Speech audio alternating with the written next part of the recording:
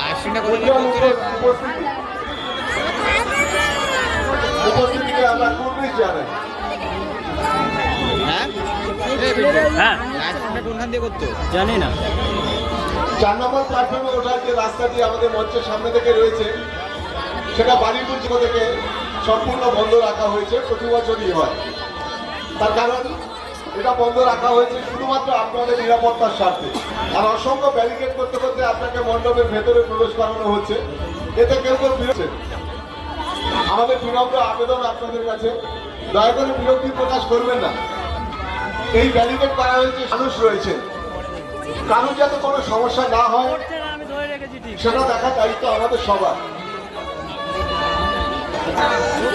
আমাদের মধ্যে রয়েছেন বাড়িপুর প্রগতি সঙ্গে 33তম বছরে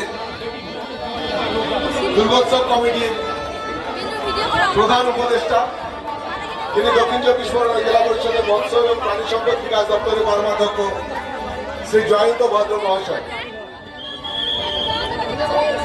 তার শত ব্যস্ততা সত্ত্বেও তিনি এই কটা দিন মণ্ডপেই পড়ে থাকেন এবং সমস্ত দিকটা দেখভাল করেন।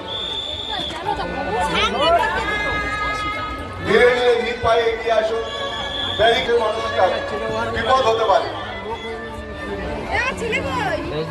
এই আনন্দ ঘন মুহূর্তে কেউ যাতে আঘাতপ্রাপ্ত না হন সেটা দেখার জন্য সদা সতর্ক রয়েছেন আমাদের পুলিশ পার্সোনেলরা। অক্ষুণ্ণ রেখে বাড়িপুর প্রগতি সংঘ আবারও আপনাদের সামনে নিয়ে এলো এক অনন্য ভাবনা, আপনার বিশ্ব জয়ের উদ্দেশ্যে। মানে চুল ধরবে কিন্তু চুল ধরে একদিন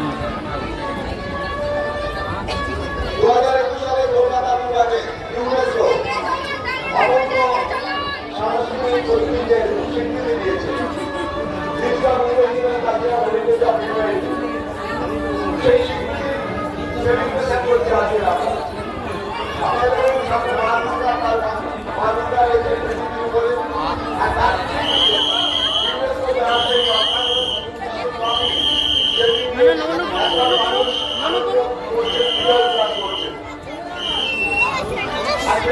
বিষয়গুলো আপনাদের সামনে তুলে দেওয়া হয়েছে সেটা কলকাতা বিভাগে বোঝানোর জন্য।